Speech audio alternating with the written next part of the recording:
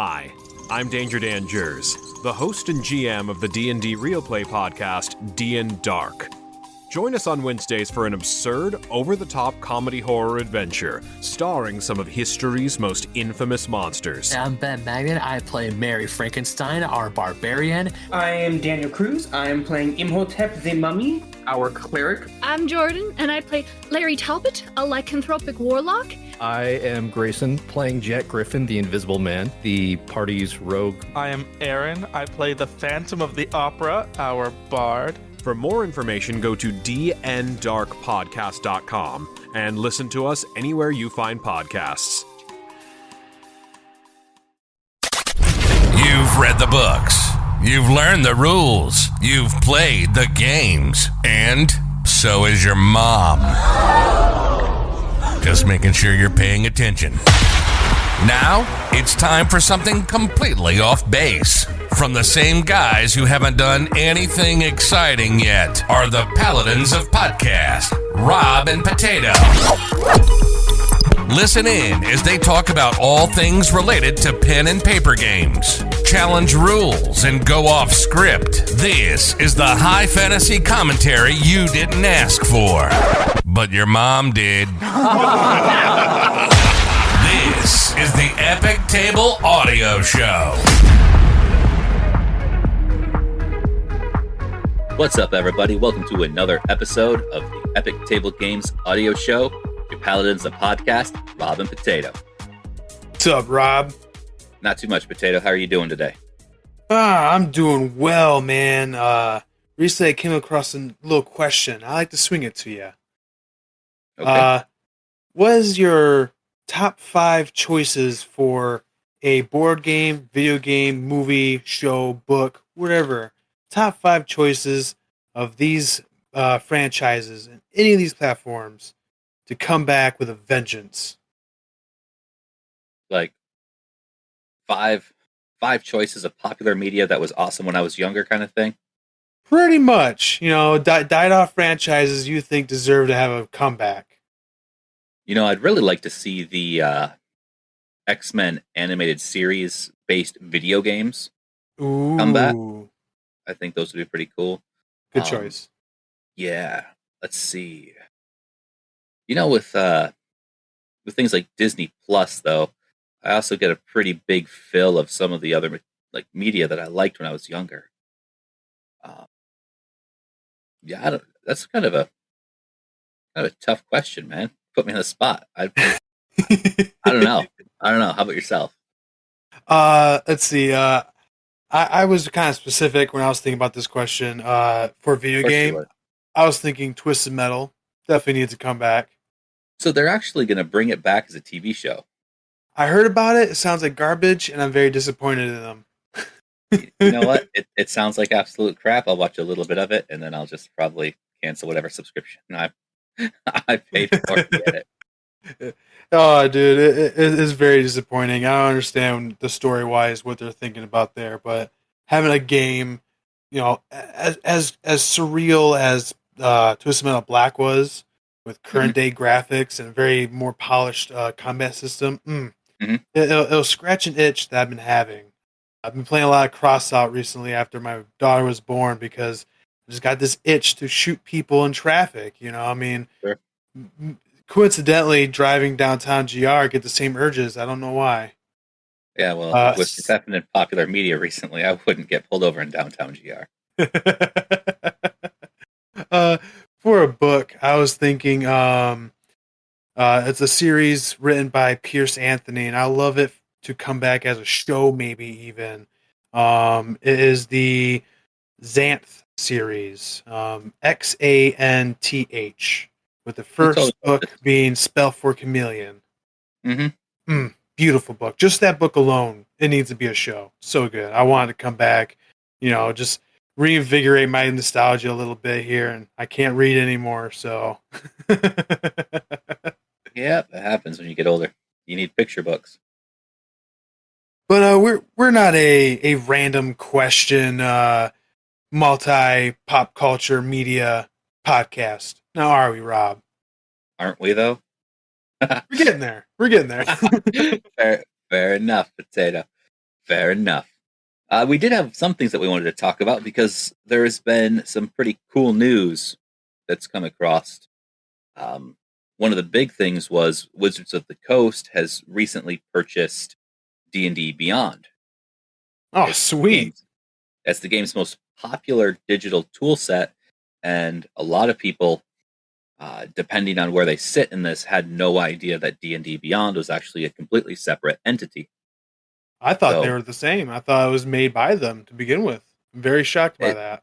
It did have that strong feel to it, and it's one of those things where now that this news is broke, a lot of people have gripes even more because the way it has already been slightly contentious with the idea of buying a book plus digital material for D&D Beyond. And much like other previous character creation programs, for instance, Hero Lab, you have to buy each individual rulebook a second time if you already have a physical copy. And they're not always cheap. They can range between $20 to $40 a piece. And as you and I were speaking about this slightly before the show started, we had kind of talked about the potential for how to include a digital copy of the book for D&D Beyond now that it is actually under the Wizards of the Coast umbrella. And you had mentioned, I don't remember how you put it, if you want to talk about that for a second again, just to refresh my memory. Yeah. I mean, a little too late now, but for current and future printings of the physical copies, why not have a code inside of the book at a spot where you can't just leisurely, scan it and hack into it, take the code for yourself and not pay for it. But that way you can use that code after you bought the book to go online and basically transfer a digital copy because you already bought the book once. Why buy it again? That's right. I remember. And I remember mentioning that there were people who had also considered that option. A lot of people, because they like it. It's something that they're familiar with. You see it in DVDs all the time. Now you have a digital copy as well. And one of the issues that some of these individuals were having was that when you buy a book with a copy of a code inside, that means to limit stealing, you're going to have to package the book, which costs. And that's more cost. Yeah. Right. And yeah, that's the problem. It is. And the code can always be stolen anyway. You can't always watch every copy of every book that comes through a store. Whereas I think it would be easier if they started a process where that was similar to Drive-Through RPG, where if you wanted to download a digital PDF of the book, as well as purchase a physical copy, the PDF is an additional $10. And that way it keeps the cost of the book, the digital copy, down, and they can create individual key codes for individual people, for individual products, for individual licensing. It'd be direct to the one who's buying it, so there's no way it can be hacked. That makes a lot of sense. Right. And then it's still, A, it's affordable for those people who want to purchase physical copies of the book, and B, you can always charge a subprime price for anybody who just wants the additional PDF or digital copy. And that also brings in another issue, is it has to be specific to the website that you're buying off of to begin with. And you got other programs that need you to buy another source of material to even use the content in the program. Right. I wish they had a way for you to drop in what you already bought into all these programs that can support it. Now that'd be cool. It'd be really neat, especially considering that something as universal as Roll20, if you want to use certain rules from Roll20, you also have to buy the book in that format as well. Mm-hmm. In fact, I actually creators like PC Gen and whatnot as well. Right. Now, PC Gen is free and community driven. Not a lot of people use it. I meant Hero Lab. My bad.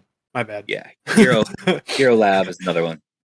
Now, one of the things that I distinctly remember, and it sounded awesome.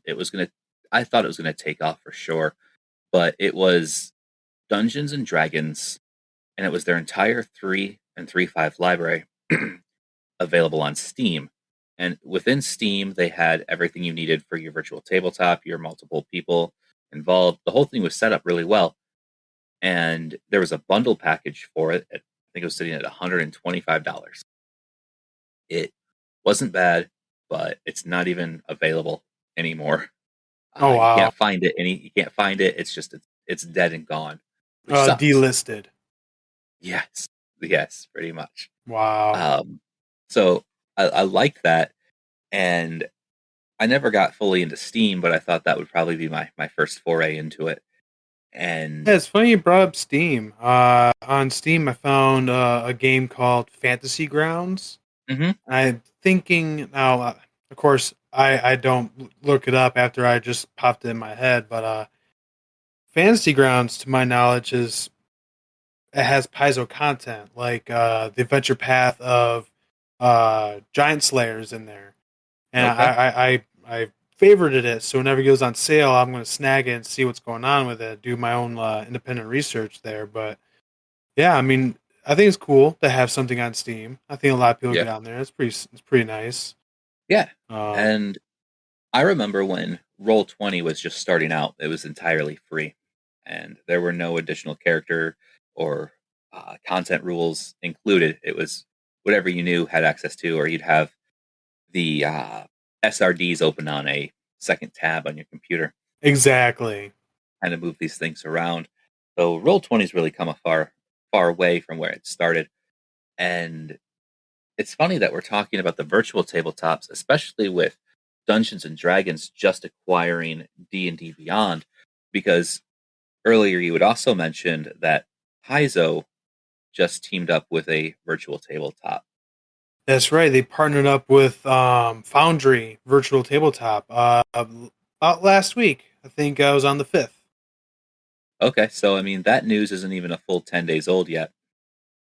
And what's your first impression of that? I've seen the Foundry system. I've played with it a little bit. I haven't jumped in because it didn't seem to suit what I was looking for at the time. Right. I feel it's very similar to Roll20. I think it just had a bit more different mechanical and flavorful changes to it to make it stand out from Roll20. And the fact that they partnered up with it is pretty neat. Yeah, and I like that because that means that there either has to be something big in the works or they have something that really appeals to Paizo for it. So it's one of those things that is a main draw, especially with where Paizo is right now. We talked about in one of our last episodes on how they've created content for 5e now, and that they've really started to push the Pathfinder Infinite system, the community-driven That's right. content. That's right. So both of these moves that Paizo have made are really fantastic, and it makes me super curious for the Dungeons and Dragons Wizards of the Coast special streaming event that they're going to have on April 21st. So that's actually coming up in quite a few days, about sometime next week. This event, it's called D&D Direct, and it's approximately a 30-minute presentation that will unveil upcoming products, along with some other announcements and updates. So you'll be able to see that live on Twitch and YouTube. You can actually watch it, stream. Now, Wizards has a lot of different things going on right now. You consider they got Magic the Gathering, they've got stuff for the D&D, and there's at least one new book on the way. I believe it's called Journeys Through the Radiant Citadel. Ooh, that sounds cool. Yeah, and one thing that I really liked is a few years ago, they started publishing Magic the Gathering lore in D&D. So I've always loved Magic the Gathering. I've never gotten into the game, but I love the lore. Same here. I love Magic the Gathering. Most of my knowledge is spent on like Xbox games, the virtual versions of the game, because they did all the hand holding for you. Because the card game itself, very hard for me to keep my mind on. When it comes to other card games, I really never played it, but Yu-Gi-Oh! Was the only one that I actually got the hang of. But it's not Yu-Gi-Oh! It's definitely not Yu-Gi-Oh! Much more strategic, and I love the characters, I love the lore, and the tie-ins to D&D. When I caught it retroactively. I'm like, oh no way, that's super cool. So that's that guy Yeah. sort of deal. It was so cool. I think there's a season a box set for I think it was called Ikoria, but Magic's Gathering unleashed like this huge kaiju monsters. I can't talk tonight. I'm tired. Kaiju monsters, and there's like a blatant reference to Godzilla and this and that. It's super cool. I wanted to snag all those cards just because, and I don't even play the game. Right. That's how I generally was too. I really like the artwork in Magic the Gathering cards. I like the Beautiful. stories behind everything. I never understood how to play the game. And it's weird because like anybody who knows me knows that I'm a really big nerd. But where I choose to focus my attention on is not specifically nerd all the time. I don't think I should always have my nerd card. Yeah, But yeah. It's one of those things. Speaking about, because honestly, it's funny because you kind of got me on the intro about random pop culture things we talked about. So we're coming up with a major motion picture that's about D&D. Oh yeah, have you got any recent news about that? I haven't heard a whole lot more than who's really starring in it. A while back, I caught some behind the scenes footage, not footage, but photos from on the set. Excuse me, and I'm not sure if you remember, for example, all of the hype around what was it, X-Men Apocalypse, the movie. Yeah. But remember how everybody was dishing on the image of Apocalypse himself being more purple than anything, looking like Ivan Ooze. He definitely looked like Ivan Ooze to me. Uh-huh. Yeah. And when the movie came out, he was only slightly different, but not much better. Well, it looked like these behind the scenes set photos and whatnot are going to follow the same path. It doesn't look impressive, but maybe they can make magic happen in post. You can only hope, man. The last I heard from the movie was that Michelle Rodriguez is in there. And I want to say that's her name. From Resident Evil and Fast and Furious franchise. Yep, that's her. It's got I Chris always Pine. liked her, but I always knew she wasn't the best actress. I mean, Yeah, so I mean, look at the kind of movies that she's been in, and then kind of consider what this movie is going to be. she's gonna be the tough chick type for sure, kicking ass. Yeah, she's one of those people that figured out how to get paid to do the same thing over and over. right. So looking at the film, Chris Pine is also in it. Oh, and, cool. Hugh Grant will be in it. So, not really feeling it. Just sad. But they also have a live action TV show. Now, if they don't have Benedict Cumberbatch, then they're sorely missing out. He'd be playing as a dragon. Yeah, I don't know how that works out with this kind of contracts that Marvel locks their heroes into. I don't know. So it's pretty crazy. That kind of talking about shows. I hate to get off on a tangent here, but Paramount Plus, man, with the Halo show. Mm-hmm. If the D&D movie is going to be anything like the Halo show, then I don't want it. Is the Halo show out? Yeah, they're on their 4th episode by now. And last I heard, they spend $10 million per episode. So they're trying to give it that prim and polish of like Mandalorian. They're really trying to we got a lot of production value in here. Doesn't matter how good the suits look, which they look amazing. Everything else falls apart so badly. I'm just disappointed. That's a bummer. It's like they took the content, they took the source material and said, you know what? We're going to make a show that is not geared toward the fans of the franchise. Mm-hmm. We're going to catch a wider net by doing this instead. And they'll get to like the franchise and not forget that the show has nothing to do with the franchise in a lot of ways. I don't want to get into it, but it pisses me off. Exactly how it works. Dude, make that dollar. I've been trying to watch Moon Knight on Disney Plus. Oh yeah, how's that? I haven't watched it yet. So I'm not extremely familiar with Moon Knight. I've caught him here and there. I've read a little bit about him, but the show itself, they're really doing what they can to capture the essence of the character. The problem is the character himself is just kind of all over the place. He's got some form of a dissociative identity disorder that they explain in the comic books. They're trying to play it off here.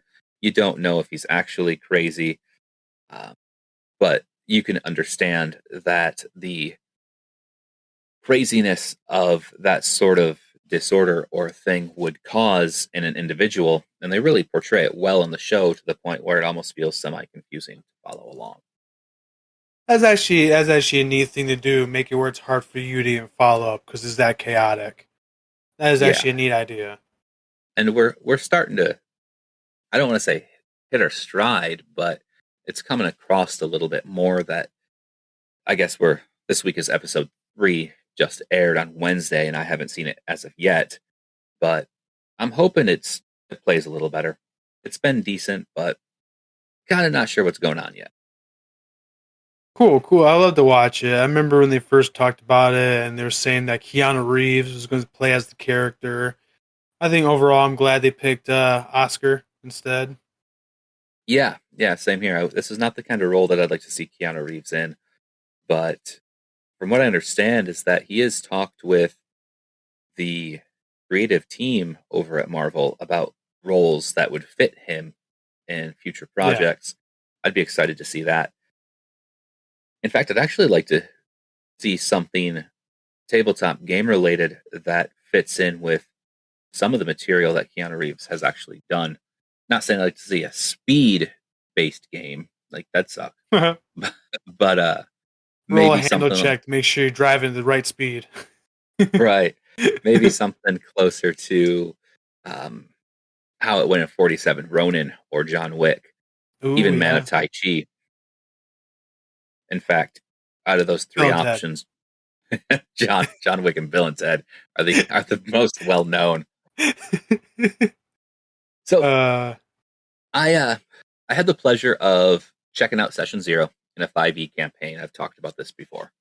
That I was going to. I wasn't sure about it. Not sure how I was going to like it. And the guy who's going to run the game seems pretty cool, pretty lenient in some ways that I dig, and pretty tight and hardcore in some ways that I'm not a big super fan. But I haven't experienced the game yet. I'm not sure how it's going to go. I'm trying really hard not to cast first impression judgment.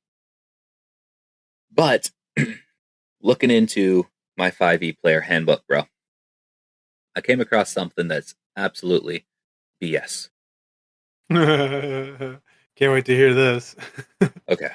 So, you're familiar with point buy, dice rolling, standard arrays, primary stat ability scores. So, in the rulebook in 5e, it says that you can roll for your stats. You can do point buy, or you can do standard array. It gives you your options. If you do point buy, you cannot buy a stat higher than 15. Weird. Yeah. I mean, and with your point buy, your stats, you max out at 3 15s and 3 8s. If you want to go as powerful as you can. Much as I want to say it's not bad, I'm just confused as to why they don't have multiple brackets of point buy like Pathfinder does. Well, remember in the 5e right now, it's 27 point buy. And 27 points to play with. Right. And buy-in from an 8 to a 15 costs 9 points. So, it seems super ridiculous, and it feels super low powered. And we chose in the party to do not point buy. We did. We chose to do point buy because our DM wants to play with hardcore rules, and that's you roll 3d6, and that's your stat. Oh, okay. So you can Okay. arrange to order, but that also means that you can have a 3 in any particular stat. Ouch. Yeah. You know, And I kind of like that because then it feels like maybe more raw, like more like realistic people becoming heroes. Not that, oh, we're heroes of the story immediately. But again, getting a 3 in a stat would suck. dude, so hardcore. And I mean, the way random works, truthfully, you could end up with a character and 0 stats above 6. You know, Right. it may be improbable, but it's not impossible. As a party, we decided that we weren't going to do that. We were just going to go with point buy to kind of have a safety net. Oh, okay. Other than that, I mean, the feat system is different too. They have a lot of decent feats. A lot of these feats actually increase your ability score by 1 and say you can max out at 20. um, 5th edition is not designed to be extra powerful. It's not designed to, hack and slash. It's not really designed to roll through and roll a shit ton of dice constantly.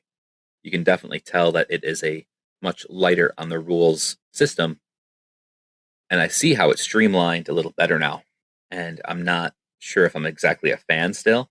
It's just a little bit different because I've played a rules heavy, crunchier game for so long. I can see that. I can see that. Well, are you at least still excited to see how actual application would work, with the rules compared to paper and actually figuring out how to play? Yeah, I'm actually going to try to bring back Thull. Only this time I'm going to go with a Goliath instead of half orc. Oh, And yeah, they got Goliaths in there. yeah, and I'm going to see how it goes. This isn't really the kind of party where Thull would be super accepted, but as long as I can do it without causing too much strife or distraction, it should be acceptable. Like Thull is a man of many wars, many worlds, many systems, so he can kind of blend in everywhere without changing his core essence. So I'm kind of excited to see where that goes. Not to mention, I mean, depending on how you play, your barbarian setup is pretty easy to accidentally OP, and that's not what I'm trying to do. But we're initially going to play. I don't know. I think it's Dragons, Ice, Fire, something. I don't know. Forgive me. Icewind Dale? No, I don't think so. Oh. I don't know. I'm not super focused on exactly what we're playing. I told our DM, his name is Josh. I said, "Bruh, I don't care if I have to roll 40 characters in the next 3 months. All right, I get to play. I'm just excited to do that. I don't care what's going on." So is he running Adventure Path though? A module? He's running the pre-packaged deal. Yeah. Ah, cool. Yeah. Cool. Ice Winds of Ice Spire. I don't know. There's a dragon at the end. That's all. All right. Yeah, I'd definitely love to hear more as that goes on because I'm very interested. Because I hear stories about how games actually roll in modules, and I hear that how things generally roll in like a homebrew campaign is not the same experience. A lot of do that day. So having that bit more of an insider scoop on there because I've always played in homebrews, so I really don't know. I'm very interested. Right. That sounds cool. Right. It sounds exciting. Gosh, I can't talk. Yeah. I feel if I were to ever get into 5e, my first character will also be a barbarian. But I'm going to get the beast totem where you get like half resistance to everything. I think that sounds really cool. I want to be the meat shield essentially. Right. And that's kind of how I viewed it as well. And anybody who I've spoken to understands why when I'm learning a new system, I'll start with the melee character first. Slowly work into understand the system, then start working in new mechanics. It's just simpler enough for me to do it that way, and that's how I generally teach people as well. But nothing wrong being martial, though. Not at all. I'm looking forward to kind of figuring the system out, and then again, it's also I can just use the Journey to Ragnarok flavor on top of the 5e mechanics, which is ridiculous, but it's ridiculous. The plan. It is. anyhow, we checked out. We played at this store called the Griffin's Rest. It's out in Muskegon. Really neat place. And I took a look around after we were done. There was two books, two different rule games that I was really interested in. I'm going to look into more. One of them is called Root, like Root, Okay. and it's a game of woodland adventure. It reminds me of Wanderhome. I haven't looked into it too much, but it feels similar based on art style and some of the colors and the flavors. So you're playing as like a druid or like a dryad, some wood spirit, or is it just like a very nature-esque kind of feel thematically? You're just one of those people that are in these dwellings. Honestly, the cover has like a beaver with a hammer, a mouse with an axe, and some you'd be a little animal dudes? That's cool. That's what it looks like. I would love to play that. Yeah, it looks really neat. It's something that I want to check out. Like Animal Crossing. Yeah, I don't know. That's kind of what Wanderhome was too. Yeah, it was, wasn't it? Yeah, Wanderhome was more of a pastime TTRPG, not really an action adventure RPG. Which is cool. I like the flavor of that. It's cooler than just having something that's the same repackage as everything else. And then right. Another one that I seen that I was really interested in. I love the Dresden Files series, the books by Jim Butcher. I think they're fantastic. And there's the Dresden Files accelerated RPGs. And it is a fate-powered role-playing in the world of Jim Butcher's best-selling novels, the Dresden Files. Well, that's super cool. To my knowledge, Fate is the game system where you're like doing scenes, and it might be like one or two rolls to determine certain outcomes, but it's not like D&D where you got all these crunchy stats. It's more like pulling off more socially grounded story. I think that's a big part of it, and there is a little bit of a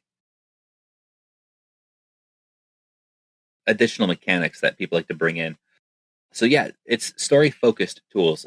You focus on the action with a role-playing game that puts the narrative and fiction first. So you still have dice, but yeah, it's another system that I really like. I don't play Fate much, primarily because my core group of players, as well as friends, don't generally play Fate. We stick to a lot of more D20 systems or older D6 systems. Right. I'll be interested if only we had enough people. Yeah. There's a few games that are like that, and I'm okay with it. As long as you know the material enough, you can definitely have a lot of fun still. Yeah, absolutely. It's just another system that I want to add to it. And I don't remember. I know that you and I have talked personally, but I don't know if we have ever talked on the show about it. But I'd like to get into a system where we're kind of teaching games, finding groups and individuals to help learn game systems, teach them how to play, etc., to the public, so they can. That would be nice. Yeah, I think it'd be cool. In fact, recently somebody just go ahead. I would love to learn a lot more systems because I'm so Pathfinder purist that it's starting to, I don't know, give me like a stigmata to other game systems. That makes any sense. Like it's so strong in my head where I think of, let's play this, or how would you play that? And I'm just stuck in these kind of rules like, you can't do that because it's a standard action, blah, blah. But there's no standard actions in this game. It's right. So ingrained, and I really want to branch out because it's starting to get to me, if that makes any sense. I'm catching on how strongly into Pathfinder I am. It does. And I think it also reflects, excuse me again. I think it reflects very strongly about what you not only have the most experience in, but how long you have actually played the particular system.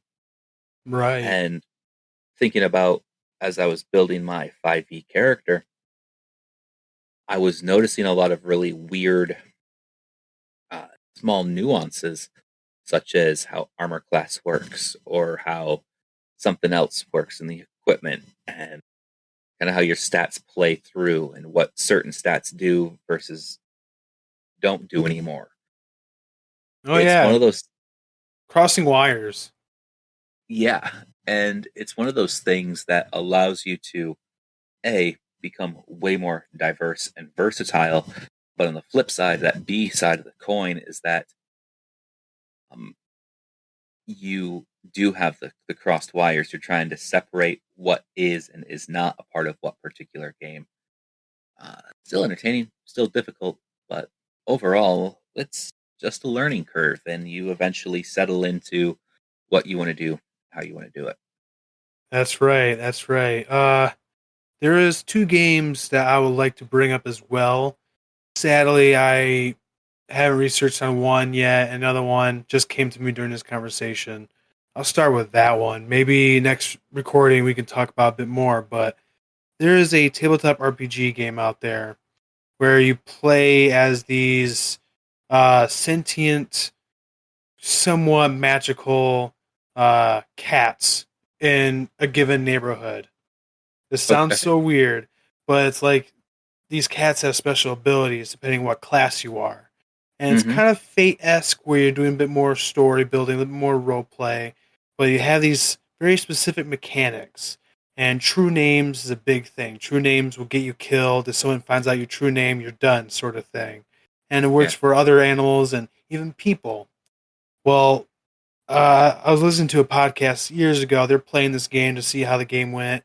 And one guy, he was the kind of cat that always stayed at home, never went outside the house, kind of like Garfield style, very very Sure. round, had helpers do stuff for him. He was friends with this rabbit. Well, he Sure. had this special power where he was able to easily attain your true name and with it straight up kill you with it. Hmm. He killed a Interesting. human being by figuring out his true name because of his bunny friend figured it out for him. Nice. It was so weird, so specific, and they had a blast playing it. I feel you need a particular group to have fun playing a game like that, but it's interesting. It's unique. You don't hear games like that anymore, especially No. nowadays. Yeah, especially nowadays. They're Funny. bringing up the Wayward, no, what was it called, Wander Home. Yeah. Bring that up, playing as animal dudes. Kind of reminded me of that, but playing as house cats essentially. That's comical. I like different flavors and weird shit like that. Yeah. And the other one is an Avatar tabletop RPG. You mentioned something about this shortly before we started our show. That's right. That'd be a game that I would love to get my teeth into. Next recording, I'd definitely like to highlight on it some more after doing some research. But I stumbled on it today, actually, and I was very intrigued indeed. So, I never followed a whole lot of Avatar, but I know that in the cartoon, the show, is it technically an anime? You can call it anime. It's fine. It's all good. Anyhow, in the don't matter. cartoon, I don't know. Anyhow, there's one Airbender, the last Airbender, Mm-hmm. the only Airbender. Now, the history is that there used to be a bunch of Airbenders, right? Yeah. So they could control all the elements, if I remember correctly. No. The Airbenders. See the Avatar is like a reincarnation sort of cycle, and to my knowledge here, they can reincarnate to any tribe, any elemental tribe, but it's like an alternating thing. So Mhm. just to say, you got the four elements, not in particular fashion. It would be air, earth, and because of the air tribe being so versatile, it would be like air, earth, air, water, air, fire, air, earth again. So the earthbenders were Avatar more often, to my knowledge. Okay. Um, So does and that in my mean my opinion, the airbenders would be the most OP in real life, but that's beside the point. oh, So that means that the airbenders are airbenders. The avatars are the ones who can do all of the. All the elements. Yeah. Yes, that's the. Thank you. And they can technically come from any particular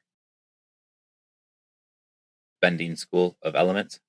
Yeah. The elements are all divided amongst actual continents and actual like kingdoms. They're tribes sort of deal. So yeah, the avatar could be any one of them.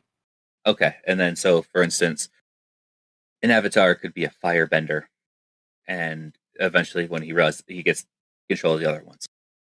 So does this mean in your game that you found, there can only be one avatar? Is there an avatar already? Can there be multiple avatars in the party? You know, in my opinion, if I were to be the one to make this tabletop RPG, I would have it in a time frame where there is an option to have an established avatar they can roll with in like the canon timeline, or just be like an arbitrary, oh, this is a point in time when no history was recorded, like a lot of video game franchises do, and they do like a prequel. It's sad. That's a cop out, I know. But in that time frame, there can be multiple avatars, because if you have a group of 5 people and only one of them can be the avatar, everyone's gonna be jealous unless they're actually cool with it and actually want to play it out. Giving everyone the option to be avatar just makes sense. Now, it could be that in this game you don't get the choice at all. Who knows? I have to look into it. But I know for character creation, you can like choose where you came from and your element and stuff. So I think they got rules for it at least. I think it'd be neat. I definitely want to play something like this. It sounds really fun. Better than trying to make a water-based wizard in Pathfinder. So it can be so tough sometimes trying to be that specific. Yes, it can. Yes, it can. And thinking about, because I don't know a whole lot about Avatar, I had to ask a lot of prereq kind of questions just to ask one for the game. It was ridiculous. But same boat I mentioned. I found a Final Fantasy-based tabletop RPG written by the fans community. Yeah. I've been wanting to talk about it for a long time, and I want to tell you why I haven't done it yet, and this is the first time I'm bringing it up. I've had the information pulled up on my computer and on my phone, readily available to look at, for at least the last 2 months. And I have yet to actually look at any of it. Not because I'm lazy or anything, just because I've got so much else stuff going on. It's ridiculous. So that's how the cookie crumbles, my dude. Oh, dude, so bad. Now you have a monster spotlight for us, yes? Oh, that's right. Yes, I do. Now, this monster actually started off in D&D 3 edition, 3rd edition, I should say. Sorry. Okay. To my opinion, there's not a true to form 5e version of them, but there is like a converted version, so you could play with a stat block, but it's not official. But it has been supported big time for Paizo and Pathfinder game mechanics. It's called the Morgue. The Morgue. Now, it's not morgue as in where you go to find a dead body. It's spelled a bit differently, MOHRG, if you want to look it up. But morgues are an interesting undead creature. They are usually spawned of serial murderers or other very high-leveled sinful villains that have died without atoning for their sins. Okay. So this super bad guy would die, and X amount of time would be arisen with this parasitic creature inside of it, controlling it essentially.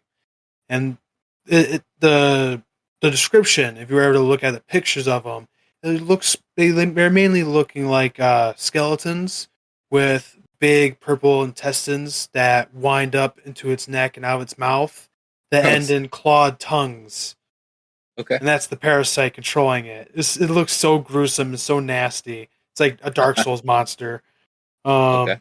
But these guys are cool because they can also resurrect other creatures who have been killed as fast zombies. And this can happen to any fresh person that dies around them. So I feel as a boss encounter, having some cannon fodder people in there, it's going to be a pretty tough fight. I think it'd be really interesting. Sounds like it.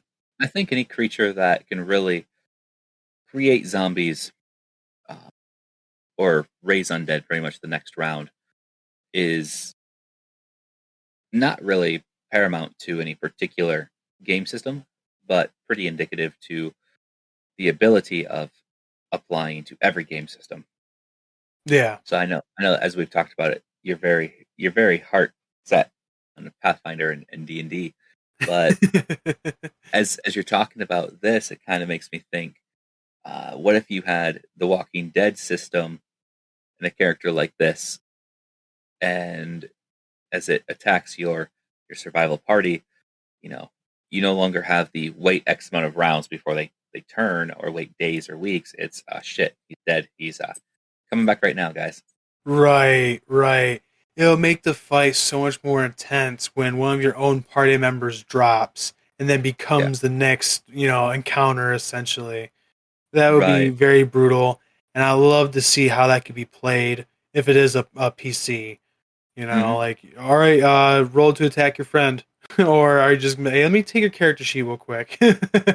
Now, you just mentioned something I think is really, really a neat idea. And imagine where that scenario comes by, such as the DM takes everybody's character sheets and essentially makes them an undead version of themselves. So if they were to drop in battle, the DM just hands them their modified character sheet. Already prepared. Right, ooh. Already prepared, and you just say, all right, guy, you are now an enemy of the party. So, honestly, I like that idea a lot. It's something I might do. That actually is very similar to what I had planned for a thing encounter I wanted to do. Way back when I was DMing you and my brother and whatnot. I really wanted to get this whole small thing done where I have this already made template sort of deal, and I just hand it off to somebody. Not even say anything. Like, yeah, you got corrupted. Now you're part of the thing. Do what you want. And it becomes the idea of, I need to get this guy over here to attack him, churn him without getting caught sort of deal. Mm-hmm. You're the imposter. No, you are. I remember working on some of those ideas with you just so we could pull it off right. And, that brings up something I'd like to talk about in a future episode. And that's the behind the curtain with your party members, or how to really balance that, because sometimes you get really excited about the story that you want to tell. Yes, I definitely agree. That's something we could definitely expand on in another episode, because it's such a great idea. But yeah, back to the morgue, man. A thick tangle of discolored entrails clings to the lurching skeleton's torso and winds upward to loll from its jaw like a clawed tongue. He's a CR8 creature. Undead, of course. Yep, so undead have a lot of immunities, which is absolutely crazy. Oh yeah, undead in Pathfinder terms is one of the strongest templates you can have. Yeah, and honestly, it's not just Pathfinder, it's pretty much D&D, especially in 3.0, 3.5. The ability to have a 0 con score because you're undead means that you cannot be affected by anything that requires a fortitude save, unless it can affect objects as well. And there aren't a whole lot of things that can affect objects, but some of the ones that can and do are super devastating. Yeah, like disintegrate. One of them, yeah. But I mean, disintegrate is also pretty deadly to just about anything else.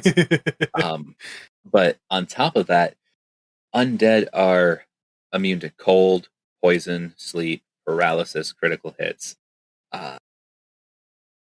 and more. I mean, just that those are right off the top of my head. They have they don't need to sleep. They don't need to eat. Right. They can breathe underwater. Well, they don't really breathe, so. Right. Oh yeah, undead is no joke. And this particular morgue, this particular undead will be very very devastating and in a very well designed encounter. It's not your typical undead guy, you know. Right. They can Now, pull off 2 slam attacks and also use their tongue to paralyze you. gross, but yeah, I see that. I'm looking at the same content here, and I like that. It already sounds pretty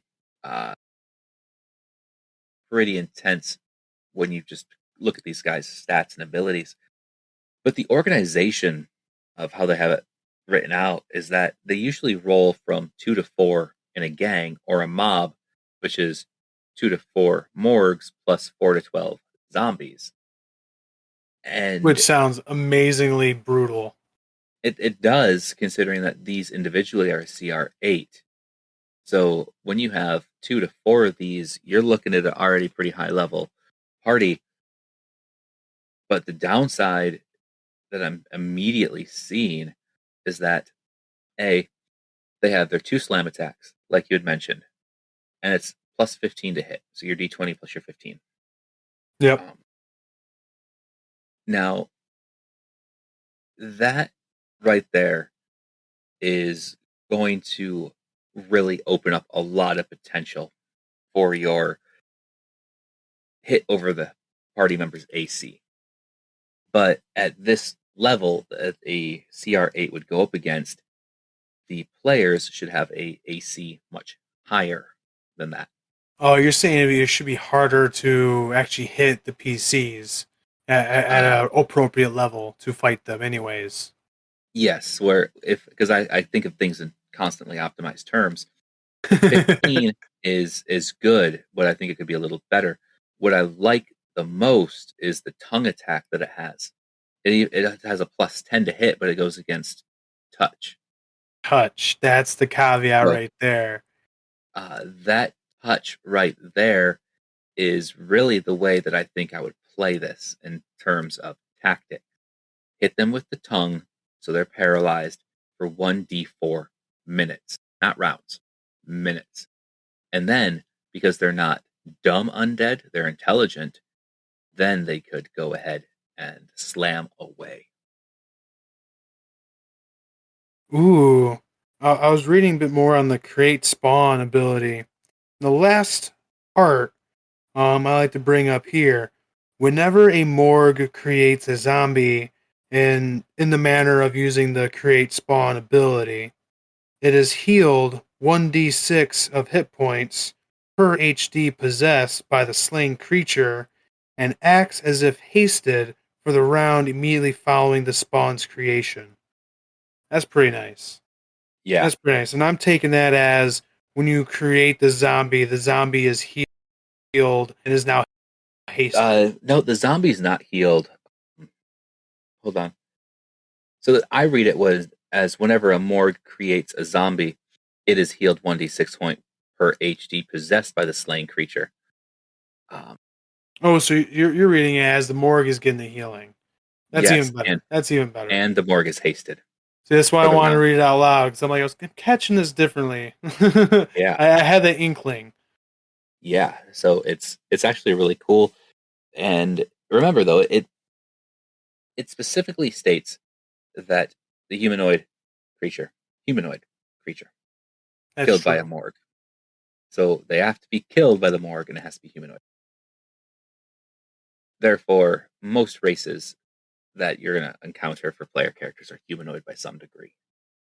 But yeah, it's a fun looking opponent, and at a CR8, it's something that you could throw against usually a couple CR9 opponents, party members, average party level 9 to 12, and be pretty decent. Oh yeah, I feel I would definitely use these guys as like sub bosses in a dungeon. Just a beefy encounter. Just to drain some more of your resources before you meet the actual end game boss of the dungeon. Essentially, Yeah, it'd be a great way to do that. It is, and there's a line that I'm reading right now in the description here, and this is just it's comical for me at the moment. A morgue exists merely to kill, and when it is not killing, it broods angrily. Plotting the best means to spread death further. I mean, lo and behold, our opponent is an emo. Not a big deal. Yeah, I mean, the morgue has a lot of text in the D20 PSFRD. Yeah. And oh my goodness, it's very impressive.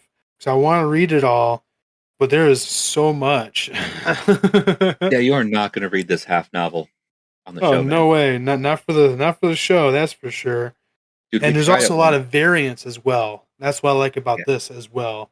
A lot of other monsters only have like maybe 1 or 2 variants. This has upwards of what? Let's see, 1, 2, 3, 4. You got 4 on the bottom, and on the very top you got 2 more. So that's 6 variants. That's pretty good. Yeah, it's one of those things that allows superb versatility. Allows you to really do what you want to do to get them in and destroy the party. Kind of makes me think here with the abilities and how it would work out, because I'm thinking tactically would be how much do your players really like rolling new characters, because you could do quite a lot with 2 to 3 of these. Oh, for sure. I think it'd be very fun for a bit more, not realistic, but a bit more grim, intense zombie themed campaign where running into these guys be a bit more often, running into other undead creatures be a bit more often. Because there's a variant of here called the Morgue Mother. It's +1 to CR, gets the advanced creature template on top of it. But the biggest thing is that once per day, the Morgue Mother can choose to animate a recently slain victim as another morgue instead of a vast zombie. That would be intense. Yeah, it would. Oh, here comes another morgue. I mean, it sounds like they were like, all right, guys, parties are going to rip through this pretty easily. Let's give them a way to make another one pretty quickly, so we can just keep the death toll going. I dig it. I dig it. I dig it. I think it sounds really cool, and they look insane as well. The images is so nice. It's not your typical zombie in any stretch, and I'm digging it. Good deal. Good deal. Now, honestly, that really wraps up a lot of what we have right now. I don't think we had much else that we wanted to talk about. There's things that we want to come back to next episode or episode after that, and we're gonna have to remember. Right. Sometimes we forget, and that's the reason why I like to re-listen to our episodes, because we do this a few times, and it helps me try to keep track of it. But for sure. Oh yeah. All right, guys. Thanks for tuning in. Remember, there's a lot of news going on right now between Wizards of the Coast. They got the D&D information coming out on April 21st. They've got the Paizo news and Foundry. Keep a thumb in. That's right. If we missed on the 16th, they're going to have the event for the Foundry and Paizo. They're going to have a Pathfinder 2nd edition beginner box on Foundry on the 16th. Yep. So we may not always catch everything immediately, and we don't want to be too late to the show. So if you guys catch something, go ahead and send us a message through Facebook or through Spotify. You can do that. And send us a voice message. We'll actually put you on the show. Otherwise, you can always use the contact form at epictablegames.com. And then if you want to check out anything else while you're there, that'd be great. Or find us on Facebook, facebook.com/epictablegames. As always, man. Peace.